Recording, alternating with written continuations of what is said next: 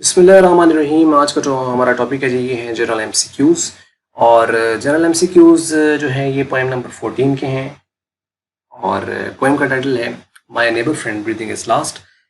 और इसका प्रोसीजर बिल्कुल वही है। एक तो ये वैसे ही 4-5 यहाँ पे गिवन है और इसमें आपने ये करना है कि सेम इनकी नंबरिंग देकर और आगे आपने इसके ए बी सी डी जो ऑप्शन है इसमें से आपने हमारे साथ आंसर शेयर करना चाहें तो आप कर सकते हैं। तो बाकी अगर आप इसको जस्ट नोट डाउन करना चाहें तो आपकी मर्जी है, आप इसको नोट डाउन कर लें। और बस ये है, ठीक है। यानी पहला जैसे कि लिखा हुआ है कि what is the condition if the poet at the death of his neighbour friend. क्या है, यानी जब वो उनकी डेथ होती है उसकी नेबर फ्रेंड की, तो क्या उनकी ये सिचुएशन, हालत, फीलिंग क्या है? Dozing, sleeping, happy, अगास्ट।